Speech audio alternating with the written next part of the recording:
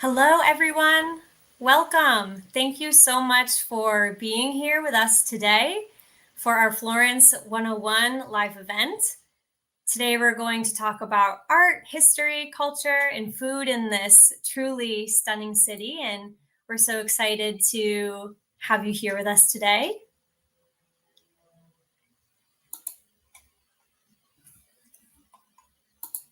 My name is Hallie, and I'm part of the Walks and Devour team. It'd be great to know where everybody's joining today, where you're tuning in from.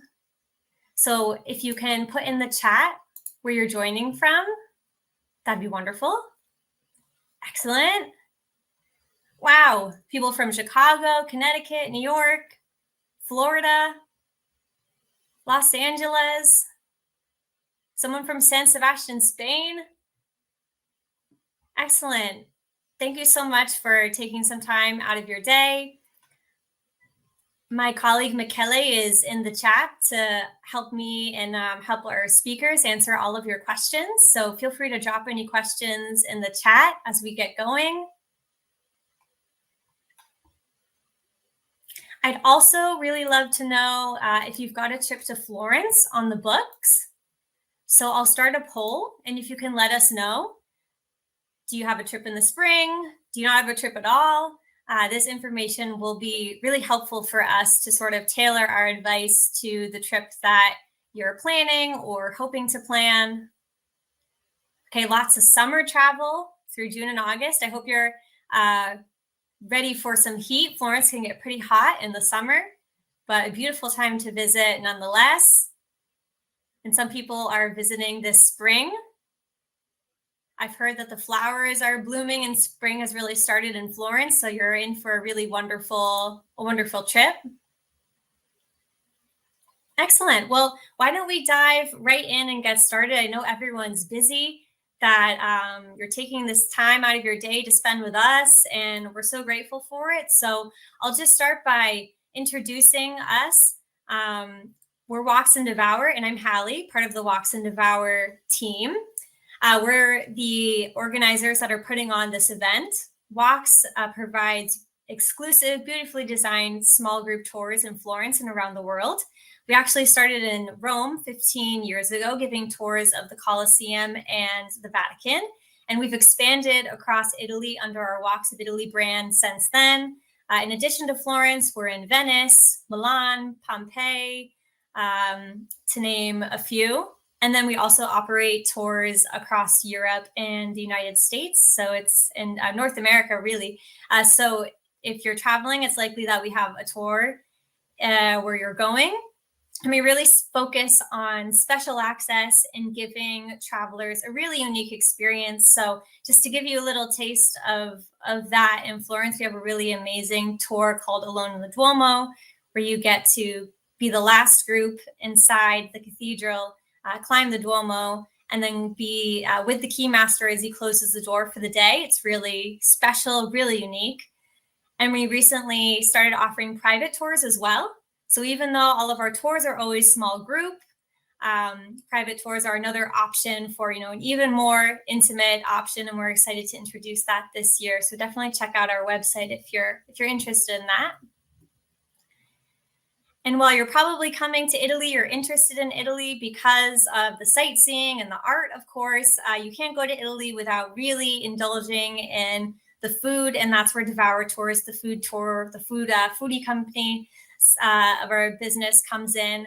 Devour was founded in 2012 in Madrid, and we connect curious travelers with local food and people in a way that helps culture thrive.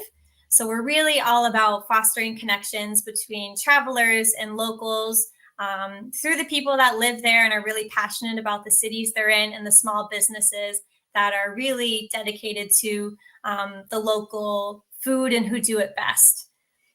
We do tours in Florence and nearby Bologna, and across Italy as well, including Rome, Naples, Venice. And then you can also find us in Europe and the United States as well. I hope you'll stick around till the end, because we do have a discount code for anyone that's interested in joining a tour with us. So stay tuned for that. And I'd also love to know if you've ever taken a Walks or Devour tour before. If you've been on a tour with us before, welcome back.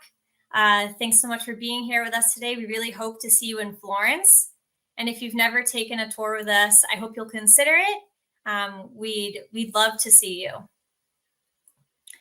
So now we'll get to the part of the event that I know you're most excited for, the part that is going to help you with your trip planning to Florence.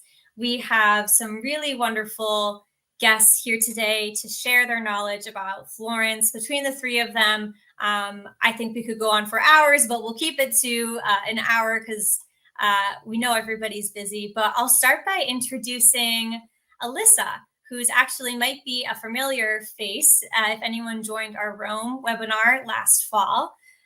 Elyssa is an Italy travel expert. She's been helping travelers for 15 years plan their trips to Italy. In 2023, she launched her Florence Wise website focused on experiencing Florence, finding those hidden gems, and the iconic landmarks in Florence. Elyssa is also an expert in Renaissance art, and she's writing a book on Michelangelo. And she's very busy. She also has a very popular YouTube channel where she chronicles a lot of her experiences living both in Rome, Florence, and visiting other Italian cities that I recommend checking out. So I'll bring Elyssa on. Elyssa, thank you so much for joining us for a second time. Hi. Wonderful to have you back. Great to be here. Thank you so much for having me. It was a lot of fun to talk to people about Rome, and I love Florence too, so I'm thrilled to help out people who have questions about Florence, and I look forward to your questions and being able to help out. Thanks for the introduction. I don't think I need to add anything because you've already said, yeah, how I'm here as a Florence expert. We've been traveling to Florence for years because it's only an hour and a half from Rome, and we have friends there. Alessandro, my husband, he did his carabinieri years in Florence, so we have strong connections to the city besides writing and making videos about it, and we just love it. So we want to help you love it too. Excellent. Yeah, I am so excited for this conversation. I will definitely be taking notes as well. So on that note, I'd love to introduce our second guest as well, Esther Bodemans, who is the founder of Details of Rome. She has been, Florence, excuse me, Details of Florence. And Esther has been living in Florence since 2017. She has written about her experience living in Florence in magazines and guidebooks, and she can also create custom culinary experiences as well as offer travel planning services. Esther is studying to be a licensed guide, which is no small feat. So we really wish her the best with that. And some of her favorite talking points about Florence involve food, culture, and history, which I know we're going to cover all three of those. So Esther, welcome. We're really excited to have you here. Hi, thank you so much for having me. Thank you. Thank you for the lovely introduction as well. So yeah, I'm Esther. I don't think I have a lot to add to your introduction, to be fair. I just love this city. I love sharing about the city and helping people find their way around it, which sometimes, as at least the people who are experienced with Italy know, can be a bit challenging every now and then on the first sight. But in reality, it's not that hard. But I love to give people a hand on finding their way through their Italy trips. Yeah, we're in very, very good hands. I'll say that. I've gotten a preview of what we're going to talk about, and I can say with confidence that everyone here is in good hands with our three speakers. So our last speaker is Christina Ball. Christina is the founder of Speak Language Center. She's a language and culture expert with over 30 years of teaching experience, and she's also a Yale-trained Fulbright scholar. She is the creator of the Buon Viaggio Italian for Travelers course, which helps prepare travelers to navigate Italy with confidence, understanding the culture and the language. She's also married to a Florentine and returns often to Florence. So again, a wealth of knowledge, and we're really pleased to have her here with us today. Grazie mille, buongiorno. Hello, everyone. I'm the Italian teacher here. And as Hallie said, thank you for the introduction. I did fall in love with Florence first as an art history graduate, an art history major in college, and then again as a graduate student of the language and literature.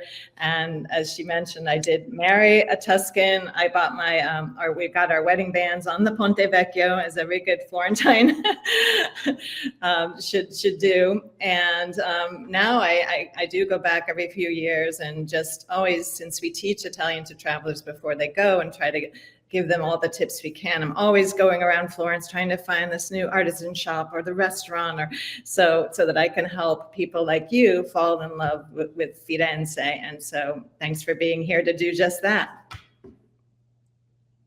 All right. Well, yeah, let's get into it then. We've got a lot of ground to cover. We had a lot of attendees submitting questions, and we want to try and get to as many of them as possible. And of course, folks can feel free to put additional questions in the chat. If we can't answer them, our team and Michele would love to try. So don't be shy. I'd love to kick this off asking some questions about if someone was going to Florence for the first time, what types of things should they know? So even starting really, basic with picking dates.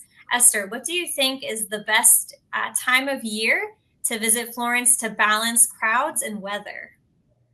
So I'd say probably May until the first half of June, more or less. And then from September to first half of October. That gives you the highest probability of nice weather, although even in Florence, that's still not always a guarantee. The great thing, though, is that there's enough to do also inside. So if you happen to catch a rainy day, there's also always so many things to see and do inside. But that will give you like nice temperatures. The summer can get really hot, like up till 110 Fahrenheit, more or less, in August, like late July, August. The great thing about that is that you have the city to yourselves, because Italian tourists, there's no way they are stepping into the city in those temperatures. So that's the upside of it. You get the city gets crowded, but just with other tourists who mainly stay in certain touristy areas. So there's a lot to explore in those months as well, but you need to take it down a notch to be able to survive, I'd say. Yeah. Christina or Elyssa, do you agree? Are there other times of the year that you enjoy visiting Florence, or other times of the year where it's a unique and special time to be in the city? For me, yeah, I mean, I agree. Spring and fall are the most beautiful, but like Rome, those are also the busiest months. So my secret favorite times to be in Rome and Florence is winter, like dead of winter, right after Christmas. Actually, Christmas is beautiful too. I love all the lights, but January, February, it can be cold and the days are short, and it can be not the most beautiful weather, but we can have beautiful, sunny, crisp days, and you can even take off your scarf and walk around, and the crowds are just at their smallest. And if that's what you're looking for, the dead of winter is it. And like Esther said, also August, except that it's super hot. I find it's easier to warm up than to cool down. So I love winter. It's like a little gift to live, here in Italy in those months, and have that month and a half where it's really quiet until somewhere in mid-March, when we start seeing people start to flood in. Yeah, I mean, I would agree with both of you. However, I'm a warm weather lover, and I just love being outside. I think my favorite month in Florence would be June. And you can see, all the in May and June, gardens blooming. I have the Garden of the Roses behind, that's actually Villa Bardini behind me. And everything is just in bloom. Then you can catch festivals like the historic soccer Calcio Storico, which is always in mid-June. So it really depends what you're looking for. But I love just dining out in the piazza, or having an aperitivo, or along the Arno when they open up all the parks along the river to have a drink out there and be outside. So June for me is tops. But for museums and crowds, of course, the winter, I would second what Elyssa said. Yeah, I wish I could transport myself to terrace in Florence right now. That sounds wonderful. You painted a really beautiful picture. Christina, my next question is actually for you. For those coming from Livorno on a ship, what do you think is a reasonable expectation to see and do in a day in Florence? Oh, wow, you put me on the hot seat for that hard one. Okay.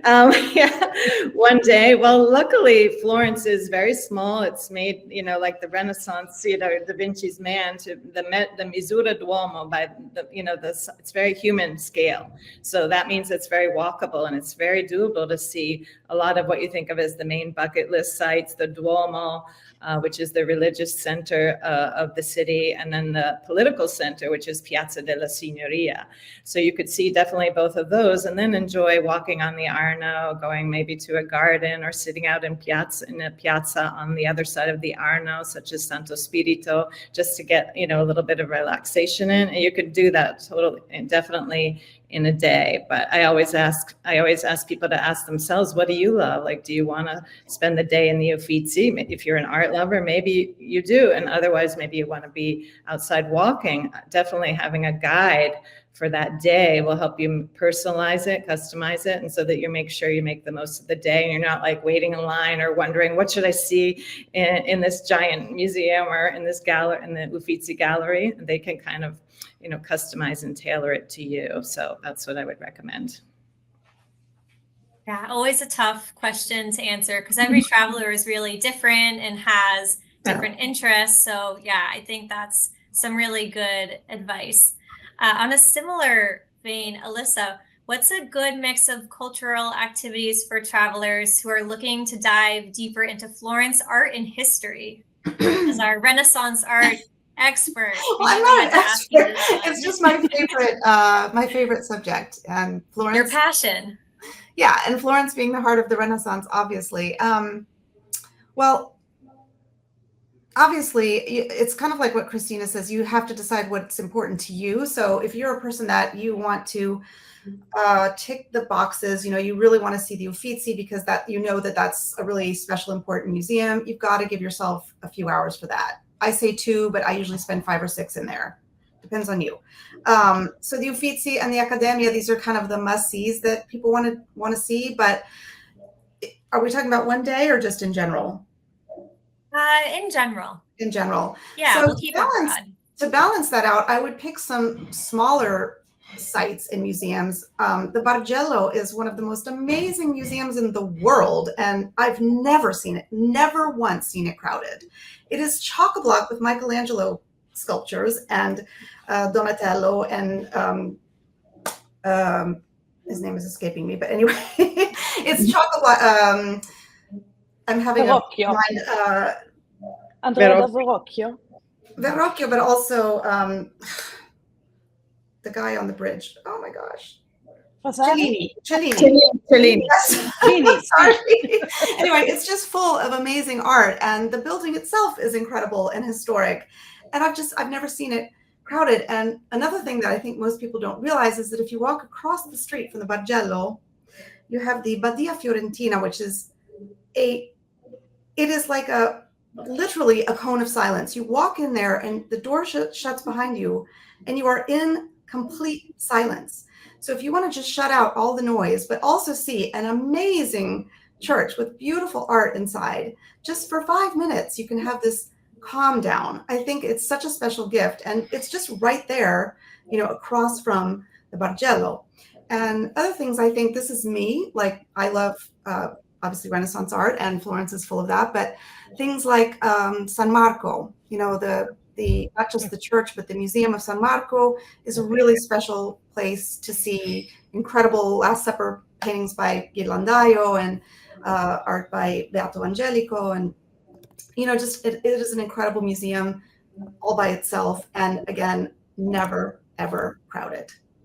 So I would balance these museums with the sort of must-sees, but then, because Florence is small and you can walk around and easily see piazzas and go to cafes and things like that. So if you want to balance your sightseeing with outdoor stuff, it's really easy to do just on the fly. Like walking between museums, you can find a place to plunk yourself down and have, a spritz, an aperitivo, or whatever.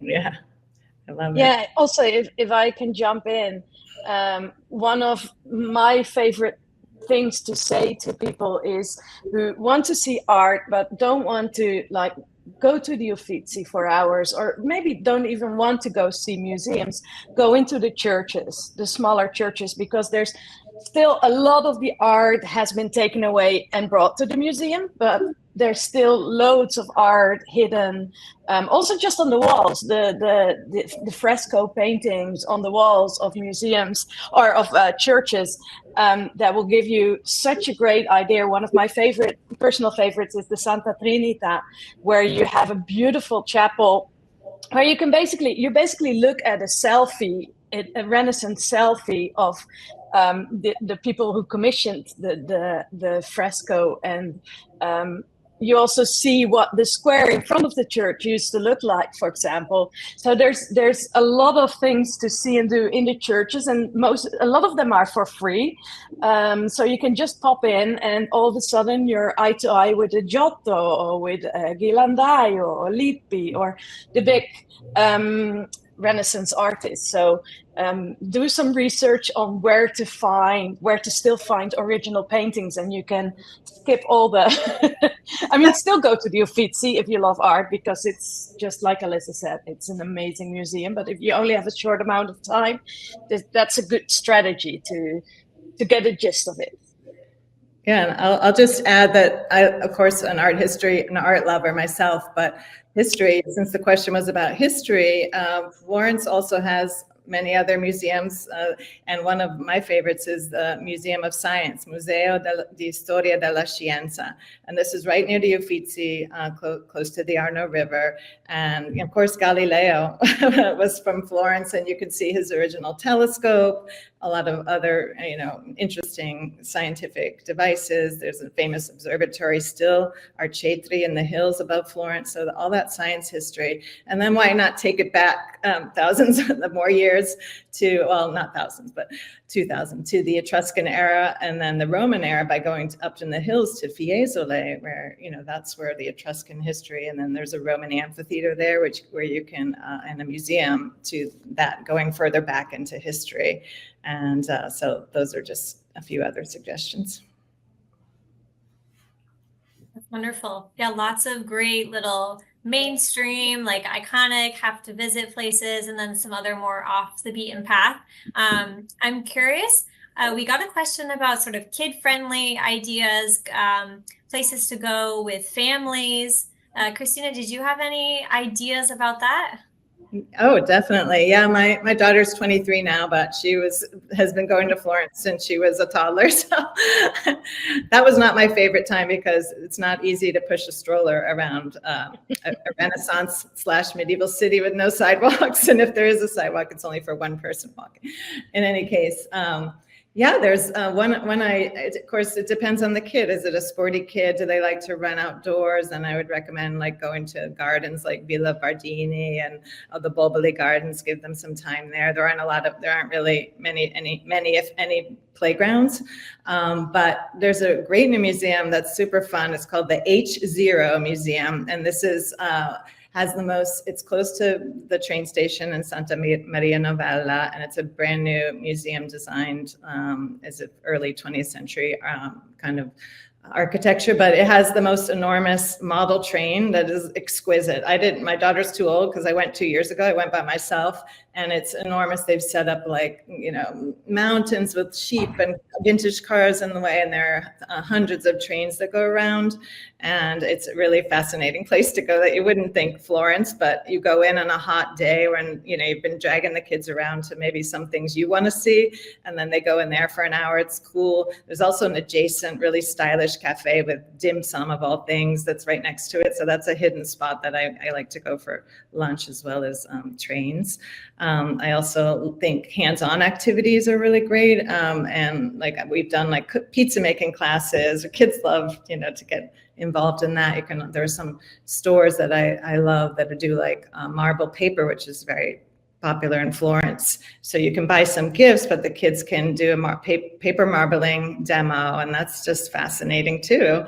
Or maybe, even a kayak trip on the river, a boat trip on the Arno River. Those are some ideas that come to mind. If they love sports, they might even want to go see the Fiorentina, the soccer team, play a game in the stadium. Florence is very passionate about their soccer team, and my brother-in-law even named his daughter Purple, Viola, because he's such a fan of the Florentine.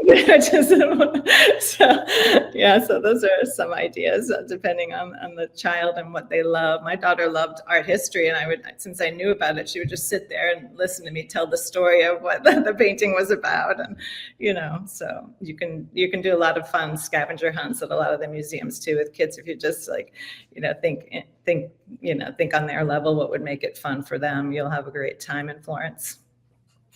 Yeah, there's also a couple of, oh, sorry, hey. No, go ahead, Esther.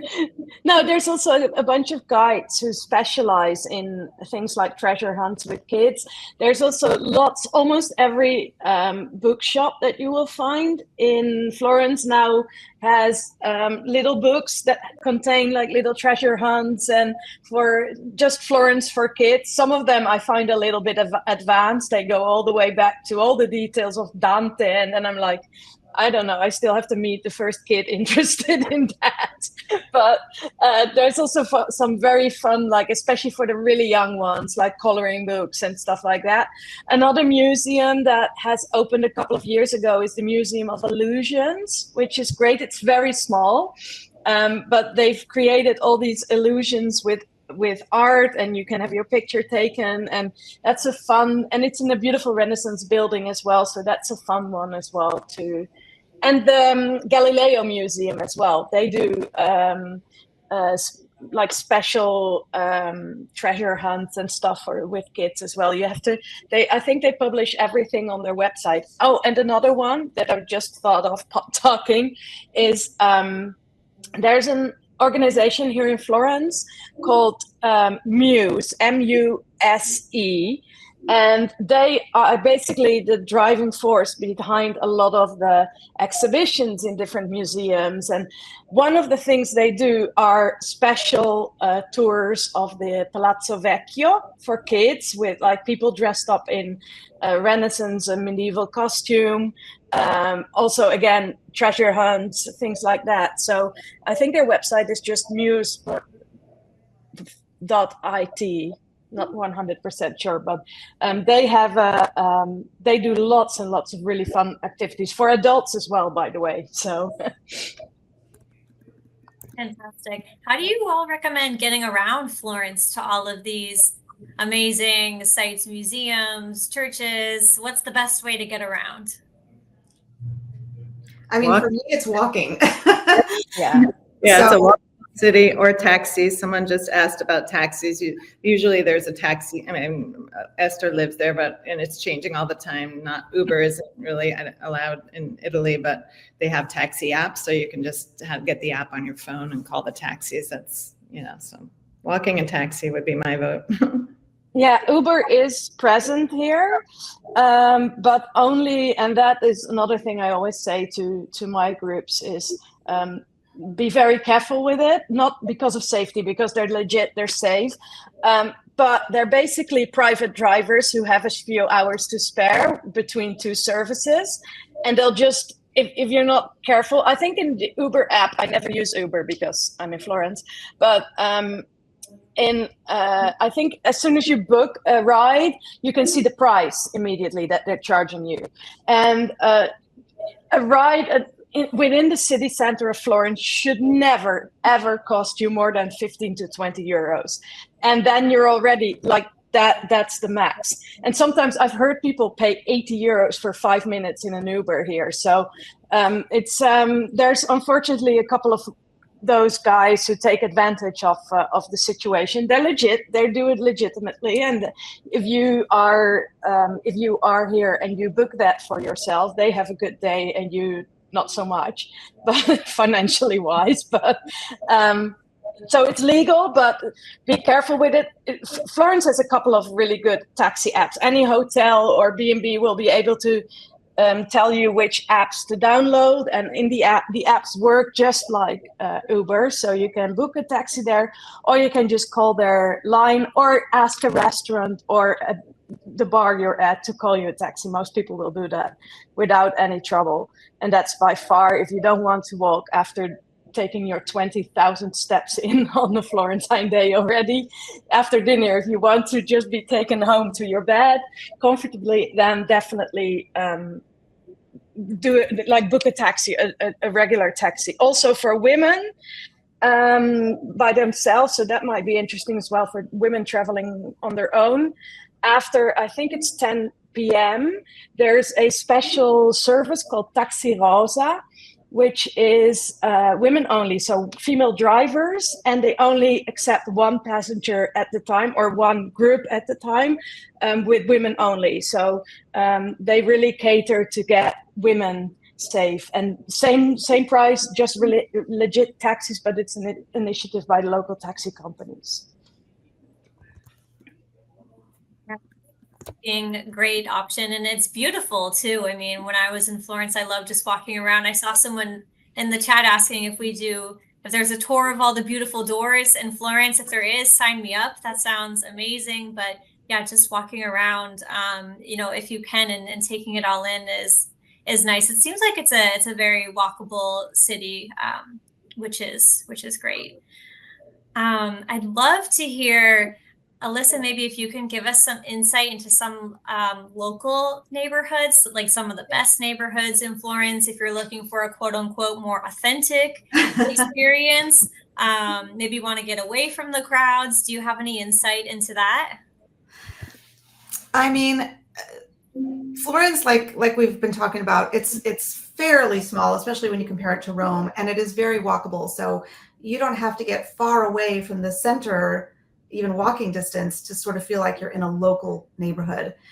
And I mean, it may even be cliche to say this, maybe this is not so unknown, but obviously the Oltrarno, so Arno is the river in Florence, and Oltrarno means the other side of the river. It's not that it's little known, but it is probably a little bit less popular than, say, staying right near the Duomo or around, Santa Trinita and things like that. And the Oltrarno is huge, so it's not just one thing. Like it's actually a huge stretch. So there are parts of that. I always find when I'm over there in San Frediano, it's quiet. Even in high season, it's just never that crowded over there.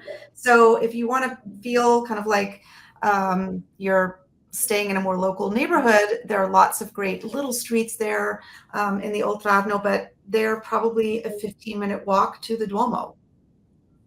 If you're just on the opposite side of the river, but somehow it feels like you're a little bit further away.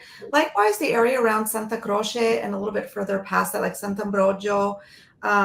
I know that sounds like maybe it seems kind of like very central, but it's not as central as staying, right by Santa Maria Novella or right by the Duomo. So Sant'Ambrogio and that sort of area around there where there's the market.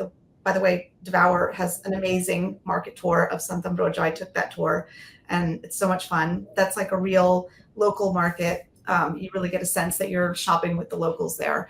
And that's where the Jewish area is. The synagogue is really beautiful. Cibreo, one of my favorite restaurants, is over there. So, and you're just, a few steps away from Santa Croce. So you're close to things, but you're not, right on top of the center. So these are two kind of like near the center, but a little further away. Probably Esther has some, and Christina have some other suggestions too. I can tell we're going to be good friends, Elyssa. You like all the same things I like. I was going to say, I already love San Frediano, the Oltrarno, so the other side of the Arno, and it's so true that it's large. So I love the San Frediano Piazza del Carmine, which has also the Brancacci Chapel, one of the Renaissance painting gems that you can't miss. It's one chapel with frescoes by Mazzolino and Masaccio. And I was also going to say the Sant'Ambrogio Market. Another one that's more residential is Le Cure, that has also its market, and you won't find really any tourists there. So it might be good to find, I'll put it in the chat, for an Airbnb or something like that, Le Cure. That was all I had to add. Yeah, and Esther, what I'd did you like have to any? add, yeah, no, what I'd like to add is that Oltrarno also food-wise, food and drinks, I think, except for, I think that together with the area around Sant'Ambrogio that Elyssa and Christina mentioned, are the best areas for restaurants as well. Like price quality wise, you definitely get better value for your money there and more authentic experiences as well. Yeah, Devour took us on this Sant'Ambrogio market tour, and subsequently went to a really cool little wine bar over there and some other just local places, local bakery and things like that. So I know we're on a tour with Devour, but I do recommend that tour. It's really good. I actually made a video about it on my YouTube, so you can check that out if you want to kind of see what that tour is like. But it's a great way to get a sort of full immersion into Florentine cuisine, the local markets, and really local places. I mean, the wine bar we went to is not, on the tourist track, I would say.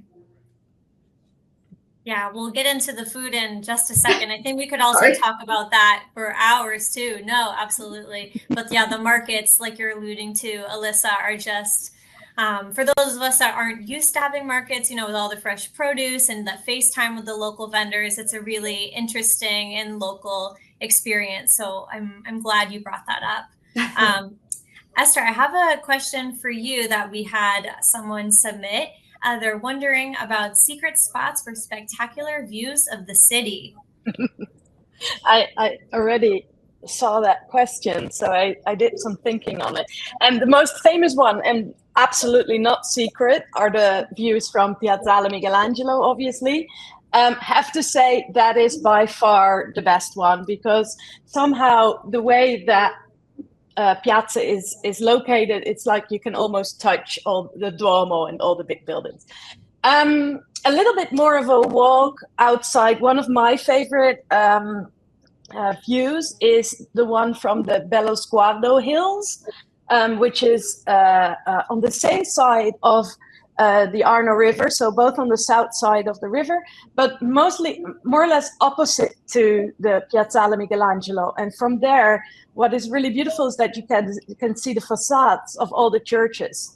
So, and that is something you don't get from the Piazzale Michelangelo. And if you feel like walking there, you have to walk up there. It's probably from the Ponte Vecchio about half an hour walk, but it's the walk up there is really beautiful, because within 5 minutes, like you are within 5 minutes from the Porta Romana, so the city gate, basically, you are between olive groves, and it's like you're in a little Tuscan village. So all of a sudden, yeah, exactly, Christina, what you're pointing at. You all of a sudden, and that's one of the great things about Florence as well. So that's a really beautiful place for viewpoints. Another lesser known one is the Fiesole. I think it was Christina who mentioned Fiesole as well. There's beautiful views from on the city center from Fiesole as well.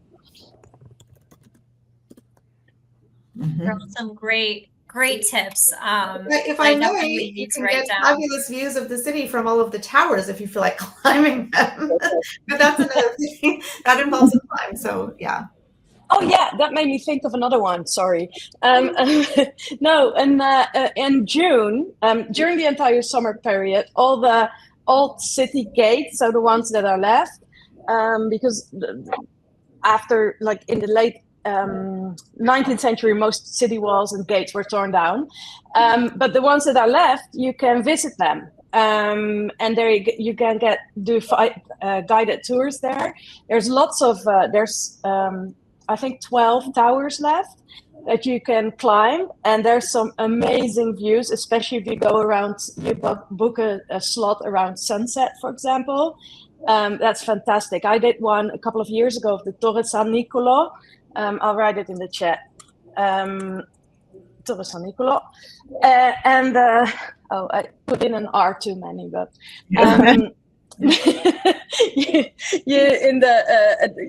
you have the beautiful view over the entire river with the bridges. So those are a great way to get a very exclusive view of Florence as well. I love the hike up from the Piazza Poggi all the way up to Piazzale Michelangelo. And yeah. I have a reel on that on my Instagram, but it's like an urban hike. You go up, and they just renovated those grotesque fountains right there, Piazza Poggi. This is on the other side from Santa Croce, but it's just great for when you feel like stretching your legs. There are a lot of ways to go up, and you get rewarded by the beautiful views. So. Yeah, good. Walk off all that. Walk off all that pasta, pizza, and gelato, right?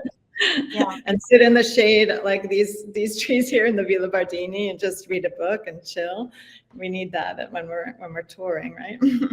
Yeah, wow. I think the short story is there is a number of stunning views in Florence. I was expecting, you to name one or two, Esther, the Duomo and a few more, but wow, I'm surprised. And it really makes me want to go back to Florence to check out some of those other places that you suggested. That's why it's really wonderful to have the input from the folks who know Florence best. It's great to keep learning. Well, I think we should probably start talking about food now. I know as much as the three of you like art history, you also love food too. So let's talk about food in Florence. Elyssa, could you share some typical dishes that you think people should try in Florence? Those are two separate things: typical dishes and things people should try.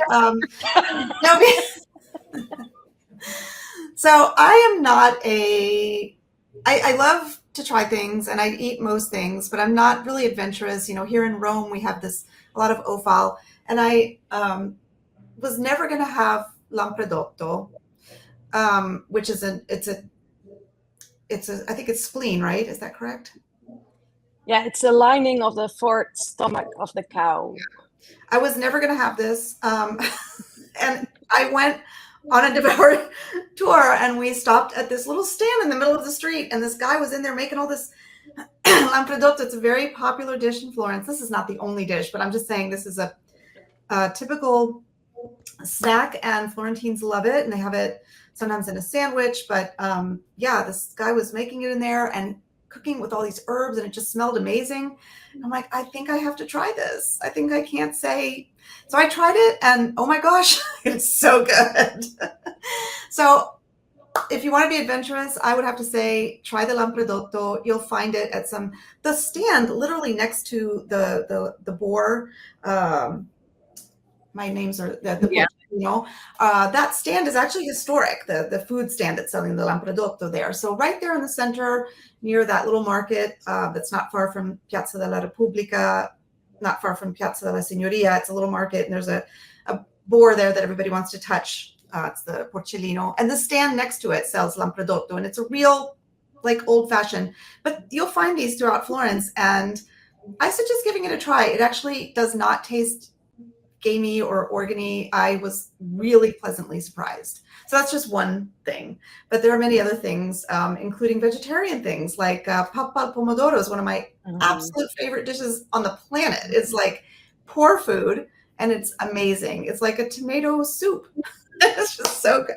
That's not a good description, but it is so delicious. And I love going to different, trattorias around Florence and trying their pappa. Pappa means mush, like what you'd feed a baby. Yeah. Pomodoro is tomato, so it's like a thick tomato soup. It's not brothy, and I love every single trattoria makes it differently. So I love trying that around different places. So those are two of my summer version of that is the panzanella, which is like basically croutons with fresh tomato and olive oil and basil, and so that's what maybe Elyssa would like to get in the summer months. I love it. I love panzanella. I love it. Yeah, I love it. Yeah. What other Tuscan dishes can people try, Christina? Do you have a favorite? Well, very famous for the bistecca alla Fiorentina. I'm sure Esther can talk about this too in all your food guides, but this is the big steak made with chianina, a special kind of cow from the Tuscan hills, Maremma, I believe, and which is southern Tuscany. And so if you eat meat, you've got to try the bistecca alla Fiorentina. It's just grilled, and it's very, you can't ask for it well done. done because you have to have it, more crudo or rare. So that's delicious. And if you don't want to eat a whole, and I have a girlfriend who's tiny, and she'll just have a whole bistec alla Fiorentina. She's from Florence, and I'll be like, "Are you gonna?" She eats the entire thing. I don't know. It seems like it weighs a pound, and that's just what they do. But there's also you can also get la tagliata, which is the same thing, but it's sliced up and usually served with an arugula salad. So I usually get that kind of lighter version. And then I'm a big gelato fan. So I've done, I just do like my own gelato tour around usually the Oltrarno. And so the Buontalenti is a flavor that you can only get in Florence, Buontalenti. It's like, cream and egg flavor that dates back hundreds of years, Buontalenti. So you should try that. And a lot of the gelateria have their own special flavors like black sesame and things, but the Buontalenti is a typical Florentine flavor that you won't find. I don't think you find it in Rome or Venice, but that's another thing that comes to my mind, as well as, of course, the schiacciata, which is the Florentine version of focaccia, which is much thinner. So Can I just add something? The bistec alla Fiorentina is a delicacy, and it is delicious. I think people should know that it's sort of a thing that you don't ask them to cook it more. It literally comes out. You will think, oh my gosh, this is raw. Like, that's what I was like, I can't eat this. It's raw. Try it. It is delicious the way they make it, and they are loath to cook it more than they do. So if you can't eat like really raw, it's not raw, it's just super rare. I would suggest trying it because the beef is so amazing and it tastes incredible, and you'll be probably surprised that you can eat it. You might find some restaurants where they will cook it more for you, but that's kind of not how it's supposed to be eaten, cooked more. Yeah, that will probably mean you landed in a very touristy place if they want to cook it more for you. Yeah. And then speaking of schiacciata, I'm just going to say that a schiacciata means to squish. And these sandwiches are absolutely delicious, and you can find them everywhere in Florence, not just at one TikTok restaurant, but everywhere in Florence makes schiacciata. And you don't have to wait more than 2 minutes in line for them. That's all I'm saying. I always say to my groups, when we start, I say, we have one rule here. We do not stand in line for a bloody sandwich. We just don't. It's a sandwich. And you can get it on, there's so many, especially the smaller, like they look like nothing, but the smaller little places, that sandwich shops, even in the historical center, you don't have to go to Oltrarno for that. But the big famous TikTok one that has, I mean, you can even get it in New York nowadays, I think, and Venice Beach. So and in Rome.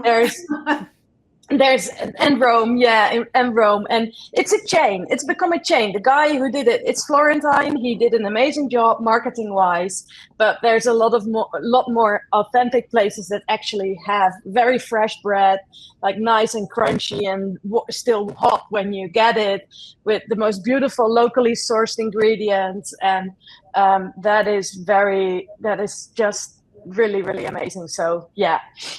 One thing, sorry to add another thing, but there's a wonderful place to go in Florence. It's actually, I consider it kind of like a place to add to your list to see in Florence. I have a video about the top 12 things to see and do in Florence, and this is one of them, and it's called Mercato Centrale, which means the central market. And it's wonderful because it's not, you would think it's kind of touristy or tacky, but it's not. The building is historic and it's very local. All of the brands that are in there, they're local brands. So on the ground floor, you've got all of these stands where people are selling produce and meat, and it's like an actual market where Florentines shop, and they are shopping in there.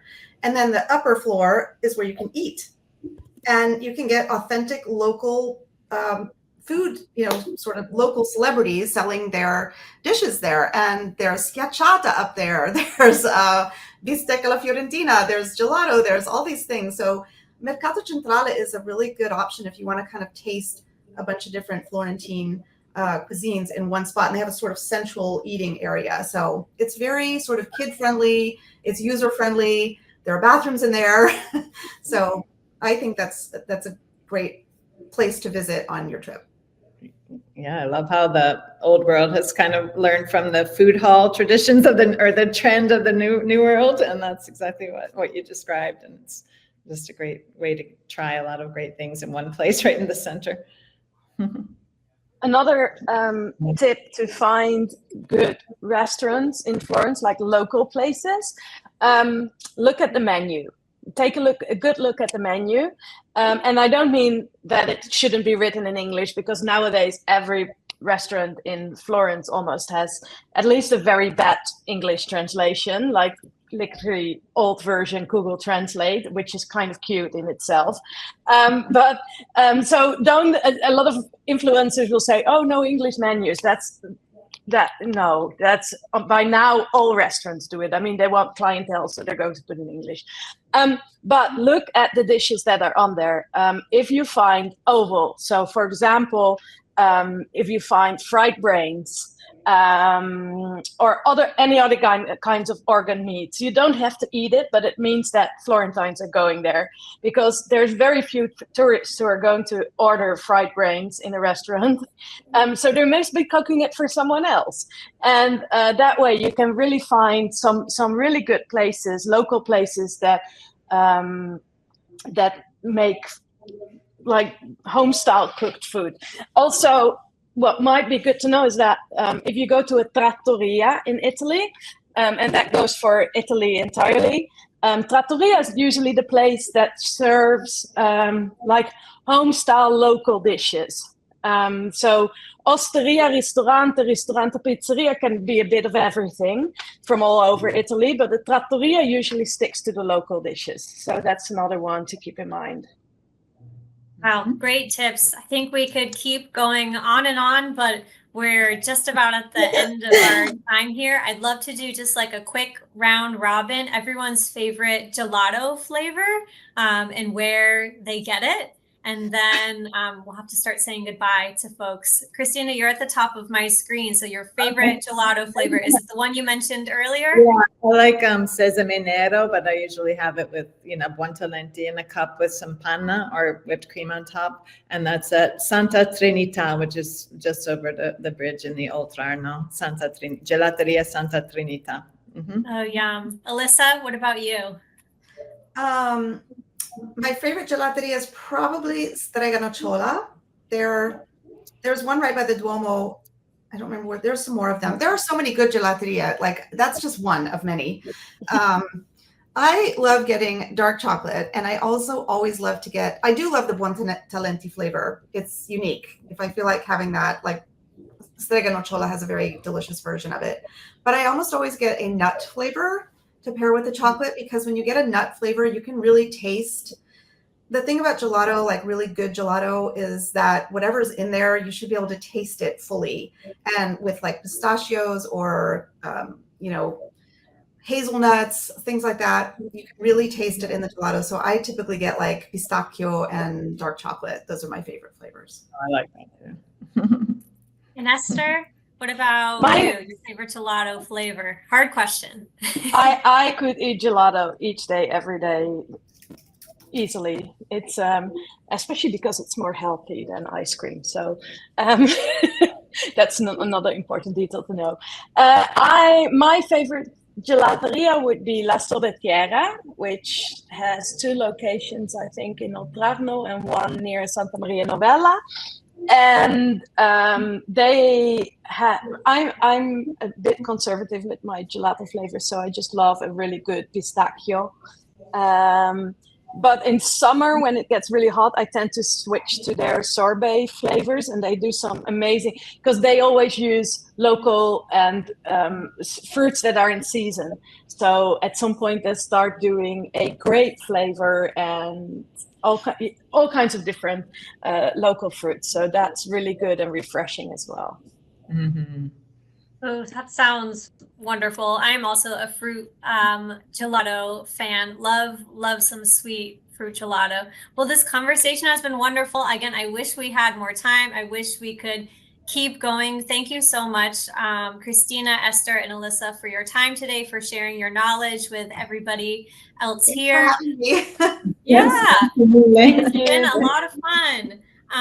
It's not quite over for our guests yet. I did want to share that promotion code that I promised. So if anyone is going to Florence and interested in doing a food or a walking tour with Walks, we have a 10% discount that's valid from today through Sunday at midnight Eastern time. We'd love to see you, or whenever you're in Florence or anywhere around the world, we'd love to see you on our tours.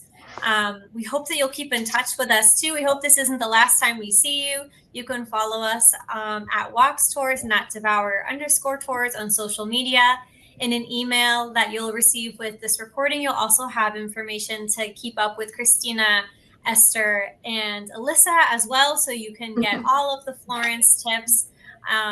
Check out all of our blogs for even more travel tips. There's been some questions about sandwich shops and good gelato places, and even more recommendations are on all of our blogs and YouTube channels, so do check those out. And we also have a newsletter as well, so you can sort of get a behind the scenes look at Walks and Devour and find out what's new, what new tours we're launching. It's a great way to stay updated on what we're doing. So grazie, thank you so much. We really hope to see you in Florence. Take care. Bye. Grazie. Ciao.